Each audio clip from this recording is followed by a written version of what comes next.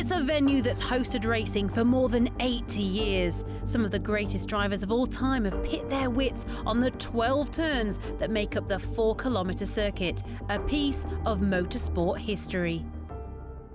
But I grant you, not quite the setting you'd expect to find our Formula E street races. However, this week we've left behind the city glamour of Hong Kong and taken a quick pit stop ahead of race 2 in Marrakesh to come to you from Formula E's Donington HQ. Now, this is where all our teams spent their summer testing to fine-tune their drivetrain, their traction and torque ahead of season 3. So we'll take a look at how some of those teams have fared so far, but also this. Coming up, joining the Formula Evolution, we find out why the top car manufacturers are turning electric. From virtual to reality, prepared to be simulated by the Jaguar experience. And from the majesty of Monaco to the desert plains, Team Venturi feels the need for speed. Now, among the most essential developments tested here in the closed season would have been the steering wheel. And while I'd love to tell you all about it, it's probably best coming from someone who actually uses it. So I'll leave you in the capable hands of one of our top drivers, Loic Duval of Dragon Racing. I'll just put this back.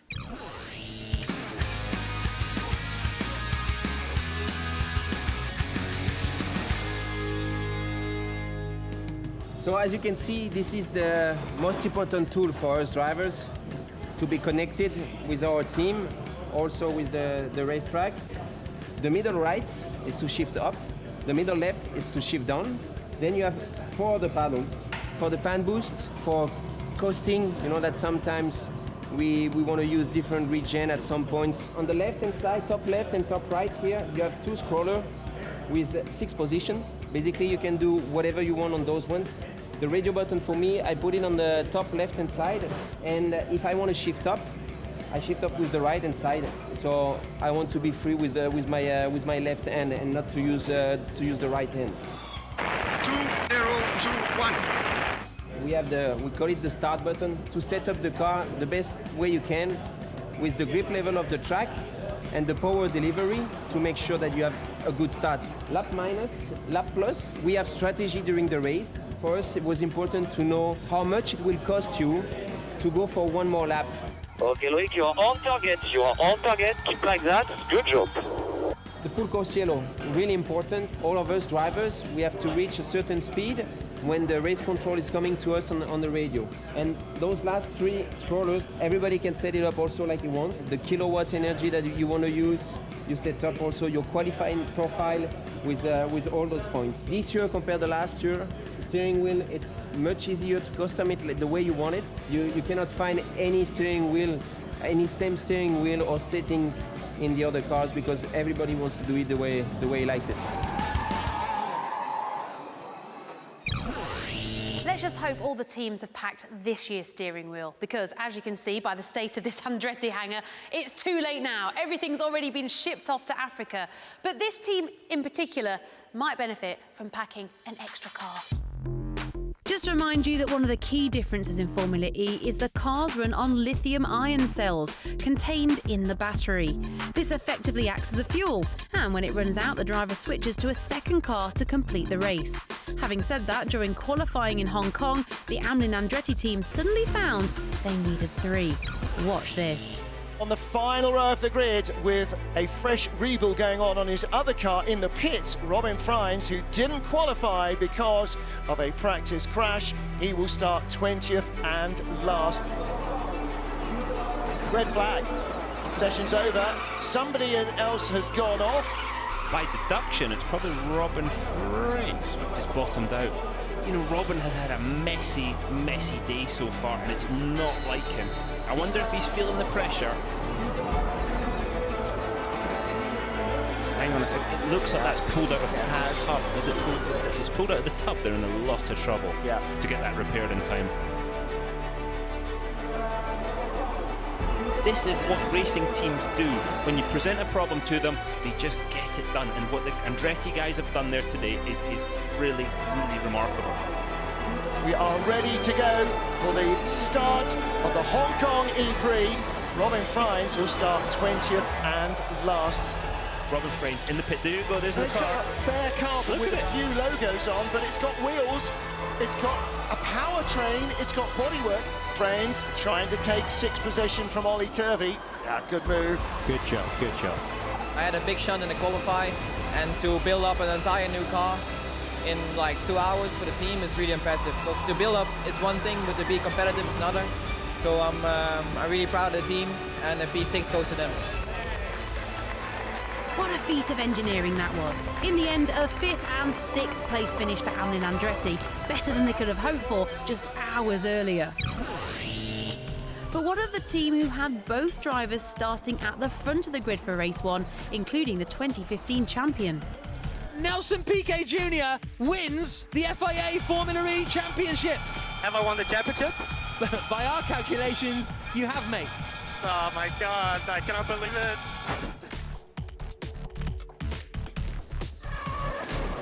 Oh, he's in the wall. Piquet off. Oh, Piquet's out of the race. Obviously, last year we didn't have the season that we wanted, so we have had to, just restart from fresh, basically. And it's been a lot of work. It's been really challenging. XCV is obviously very serious about this, and they're going to try to do the best they can. The team has built a good foundation. In season 3, we've hired a lot of people, a lot of engineers, a lot of technology. It's not a massively different fundamental idea over here, but it's much more trimmed out, it's much lighter, it works much better. It's a proper package that we've put together. We're aiming for a bright future. Piquet fastest of all by 1300ths of a second. A first career pole for Nelson Piquet Jr. It's been a long off-season, but we worked really hard to achieve where we are right now. I think the good thing is that we know that we're in a hunt. I don't know where it's going to end up, but we have definitely improved since last year. It is Nelson Piquet who leads, and his teammate Oliver Turvey in second place. Piquet, Into the leader. barriers is the race leader who's gone straight in the barriers at the chicane and to third place. We got a lot of pain together, and hopefully next year we're going to have a lot of celebrations together.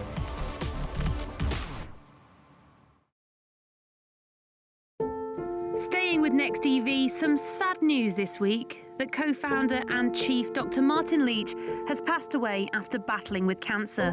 Martin was widely respected throughout the motor industry in a career spanning 4 decades. He was 59. Now, back here in Donington, I'm in a car lover's paradise. This museum has literally hundreds of classic cars, but in the modern era, it's these leading manufacturers that are starting to go electric. Now, of course, Jaguar have already joined Formula E, Mercedes and BMW have taken the option to do so, but only the other week, Audi announced that they'd be dropping out of Le Mans next year to focus on their future in the sport. This is what motorsport is all about. Manufacturers coming into Formula E so they can push the boundaries of their electric car technology. With Formula E, you have a genuinely electric, progressive series that is furthering the development of the vehicles that we are going to be driving tomorrow. Audi, BMW, Jaguar, Renault. These are huge manufacturers coming into Formula E, and it's got such a bright future with them on board. We're probably going to see more changes in the next 5 to 10 than we've seen in the last 100. As for Audi's sporting ambition, they already boast a rich history. The Quattro badge dominated World Rally cars in the 80s. They also became a big player at Le Mans. But next season, Audi is switching its attention to Formula E, going beyond the current partnership with Abt Schaeffler to become a full manufacturer in the series. Motorsport as a concept began because the manufacturers wanted to prove to the general public what their cars were capable of. What Formula E is doing is using active competition on the racetrack to extend the ability of the technologies that we have now and to attempt to push the limits. Formula E is modern, it's seeking out a youth audience, it's got an international audience and international exposure. More than anything, because Formula E is promoting itself as the future solution to our current problems. Getting involved with Formula E and becoming a partner and actively involved in the sport gives people the opportunity to tell their own environmental story. We've got 10 teams in the pit lane, Dario. We've got 5 major motor manufacturers involved. Manufacturers now need electric vehicles. The best way to develop electric vehicles is in racing. It's always been that way. The racing cars of today, the road cars of tomorrow. Well, it means we are going in the right direction. BMW, Mercedes, Audi, Jaguar, first race ever. Mercedes taking an option for season 5. I think this is great news, not only for Formula E, but for the electric cars in general. I think more brands are doing electric cars. That's what we want. BMW in its DNA and its innovation capability is always looking to push the boundaries forward. Maybe cities won't allow cars that are not zero emissions. So we're going to see electrification moving across the whole range. And I think that's what you will see out of BMW as we shape the direction of not only where we're going, but we think where mobility is going as well. Now, from electric style to electric speed, we head to the Salt Flats of Utah in the US, where the Leonardo DiCaprio-backed Venturi team took on its most challenging role yet. Bonneville, Utah. Since 1914, this large piece of flat Earth has seen land speed records set and broken again and again. These 18 kilometres have played host to the fastest combustion engine vehicles on the planet. However, times are changing here at Bonneville. The electric era is beginning. And out here in the desert is a familiar outfit from the Formula E paddock. This Monaco-based team has long been involved with battery-based records, setting an electric speed record in 2010, achieving a speed of 307 miles per hour. But now, the Venturi boys are back in town to break it. The Ohio State University Center for Automotive Research specializes in battery technology. So since the mid-90s, they've been involved in motorsports programs, first intercollegiate, Formula car racing, and now the land speed racing, as a way to promote what they do, the research they do there, but even more importantly, as a way to bring along new young engineers and put them in problem-solving situations, and it's worked fantastically. So it's an all-electric vehicle, all battery-powered. You've got about 3,000 horsepower equivalent of battery power. You have lithium-ion batteries, this whole carbon fiber brick in the front. Much like Formula E, the engineers worked tirelessly to break their own record with this incredible piece of engineering, the VBB3, or Buckeye Bullet 3. The number of hours that have gone into this is, we couldn't count them. And Roger Schroer is the man responsible for controlling all this power and trying to set a new top speed. I try to sort of tamp down my emotions when I'm in the car and focus on what I'm supposed to be doing, which is executing the run in the best manner possible to achieve the highest speed possible. Of course, that's the goal. They asked me if you get really nervous on the start line, and I said usually the car's broken and he's falling asleep waiting for us to go. So it's pretty close on hit. About ready for vehicle up? This is it. After 6 days of intensive testing, it's time to take to the Salt Flats. When he heads off in a high-speed run, you've seen him leave the push truck. He's gone within about a half a mile and you can't even make out the car. It's the best day of my life. Everything's working well if he's that far away from you. Good to go.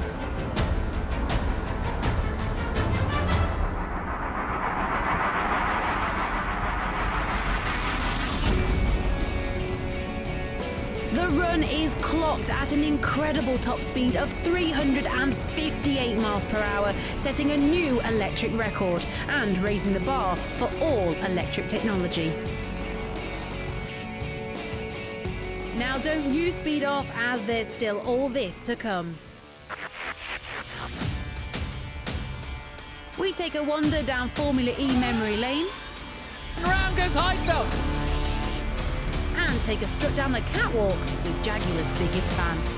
We're in the English heartland at Formula E's Donington HQ. The drivers have all left, they've packed up and jetted off to Marrakesh. But this time last year, it was the Malaysian city of Putrajaya that saw the drivers go head-to-head in race 2. And what a race it was.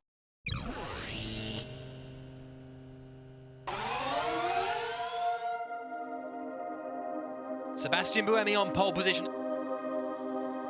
Duval and Da Costa on row 2.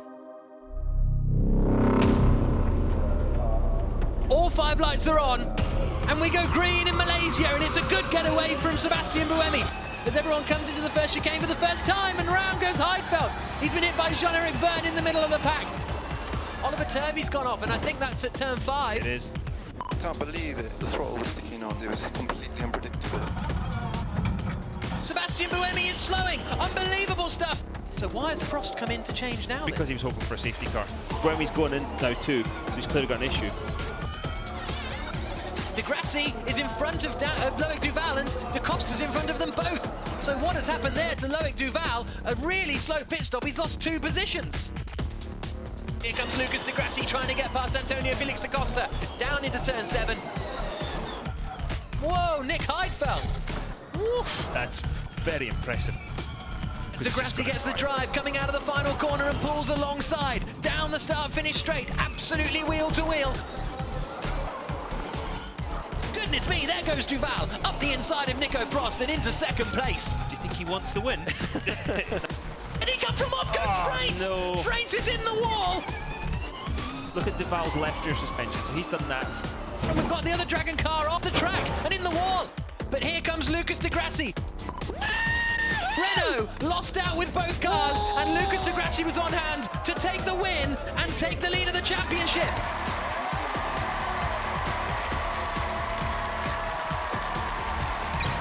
That was Lucas De Grassi's day, and the Brazilian made a sensational start to season 3 too, coming from 19th to finish 2nd in Hong Kong.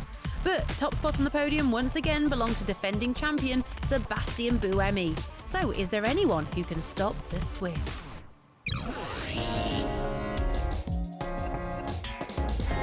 Between the best and the slowest car, they're going to be less than a second around here. Everywhere you look, there's top drivers, and I think probably outside, apart from Formula 1, this is probably the series with the highest level of drivers. I think, Formula E today, after Formula 1, is one of the strongest fields of driving and team speaking. With this paddock, there's not a bad name in sight. I think any team has the potential on its day to win races in this championship. There will be a much closer field. I don't expect people to be far off, and I mean, you have the Cheetah, they have exactly the same car than us. It's like having 4 Renault cars on the grid. I got good engineers, good mechanic, the team is good. We got a strong package, the same as the Renault people. I hope we're not going to be too far from them, either behind or in front. Yeah, we have had a big change on the drivetrain on our Mahindra car, and it feels a lot better in testing. I think we will be more competitive. It's a fantastic new adventure for Jaguar and Panasonic Jaguar as a team. We're here and we're going to give it our best shot. It's so professional, this whole championship. We race around the world, look at these amazing venues we get to race at. It's ticking all the boxes for what a driver dreams of when he's a young kid. Compared to last year, everything it's shorter together, much closer. Because everybody learned from the season 2, everybody improved. It's all about being efficient and balancing the efficiency with lap time, and then doing, as a driver, you need to be so intelligent, because the fastest guy will not win the race. You need to be intelligent, you need to be efficient. To win a race when everything is easy, when you are a second quicker than everybody else, when you just have to drive around like a grandpa, it's not so exciting, But when you have to fight for something and you get it, it's the feeling is always much better. Everyone is dangerous in this championship. Seb is going to be strong, Lucas is going to be strong, Sam is going to be strong, then Jean-Eric can be very fast. I already expect these guys to be a big challenge. I truly believe Season 3 is going to be more competitive than Season 2 by far. We have 5 newcomers, world champions, GP2 race winners. We have the best. Everybody is very close. So even if you have the best car, you do a small mistake, you're going to be in the back of the grid. I don't think you can win the championship at race 1, but you can maybe lose it. Based on that, let's hope that nobody's season's written off quite yet. Now, one fan who'll be hoping his team is still in the hunt for the trophy is a man dressed for every occasion. Yeah, he might be more known in the fashion world than the Formula E world, but he's one of the sport's biggest converts. No, not him. David Gandy is one of the world's most famous male models, but also a huge car enthusiast. He's used to working with big labels, and in the racing world, there's none bigger than Jaguar. I've been here quite a few times. I came here and I've launched quite a few of my brands here in Lions, and it's a great city. It's a great start to the season, and I don't think you could sort of having all the street circuits, I think, appeals to Formula E, and I think that's the appeal. As we know, Monaco appeals to F1 with the Monaco F1. I think that's the appeal, so people don't have to go further out. It's all in city base, which is great for the fans. Personally, I've been put off by sometimes having to go to the races and the rigmarole of sitting in traffic or parking and everything else. So being in the city, you can virtually walk down to the tracks, and I think that's a huge pull, especially for young children and everyone sort of getting into racing, and especially Formula E for the first time. I have to say, when we were talking about electric cars, the future of sort of car manufacturing is going to be electric, and I was a huge skeptic, and I'm not too proud to say that, but with the technology coming on board, the cars, are getting greater, the ranges, the power. It is the future, and Jaguar are going to be part of that future, and all the engineering and discoveries coming from the racing is going to go into their road cars eventually, I imagine. So it's hugely important. This is the future, and Jaguar are at the front of it. But if, like David, you might not be quite ready to get behind the wheel of a Formula E car, at the Paris Motor Show, Jaguar came up with the next best thing, allowing you to go racing in the virtual world.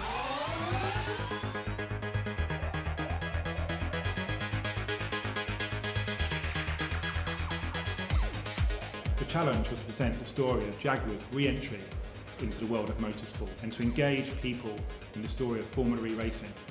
We wanted to highlight the difference from other forms of racing. The approach was to create a first-of-its-kind, fully immersive, 4D, 360 social VR experience that informed, entertained and wowed. We wanted to take VR to the next level. Kind of impressive, realistic. We feel like we are in the skin of the driver. Yeah, it was pretty good in terms of driving.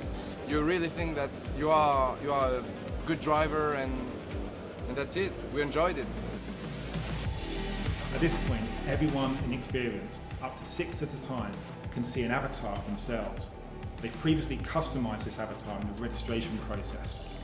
Each district of our track actually represents one of the places that the Formula E is going to this year. And we get the drivers to go through and actually take on some real racing challenges. Things like following the racing line, precision driving. We take them through driving in the wet track where the haptic feedback of your steering wheel becomes looser. So we have fans set up to blow sort of wind in your hair. We have rumble packs underneath the seat to give you that real adrenaline feeling as you're going around the corners and you're following sort of the racing line. After the experience, we present to the users a leaderboard which allows them to be able to see how they fared against the other participants in their group. So the results have been amazing. We had over 6,500 users in Paris, well over than what we expected. But the real results was seeing firsthand just how excited and enthusiastic people were, taking part in the experience. We wanted to take VR to the next level and bring people together in the same virtual reality space, the same way Formula E does.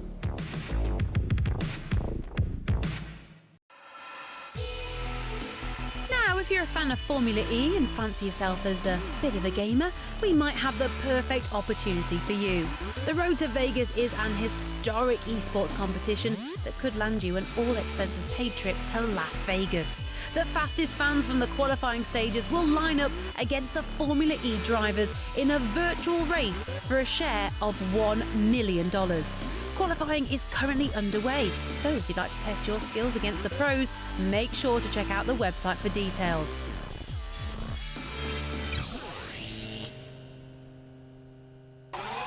It's not just e-racing that keeps our drivers busy when they're not competing. They're also very active on social media, and sometimes it's good to combine both. First up this week, Amlin Andretti's Antonio Felix da Costa messing around with his mates as he swaps car for kart to compete for the checkered flag. App Schaeffler's Lucas de Grassi and his friends have gone one better. Ladies and gents, I give you paintball karting. Not sure how dangerous it is, but Lucas assures us it's fantastic fun. Not having quite as much fun is Sam Bird of DS Virgin Racing, sharing his recent workout as he strives for physical perfection. And how about this for a picture-perfect moment to finish on? A cartoon caricature of Daniel Abt proving a Halloween hit with his followers. And of course, we want to hear from you too. Let us know what's getting you excited about the races and the racing. Just tweet us at FIA Formula E. Now, talking of races, we've got a race to the airport. We need to catch up with the teams over in Morocco. So, Donington, it's been an absolute pleasure, but I fancy heading somewhere a little bit warmer. Join us next time when we'll be in Marrakesh for race 2. Here we go, 5 red lights. Away we go, very good solid start from the front row men. Oh, look at this. Yes, he's on the inside line. Oh, big slide.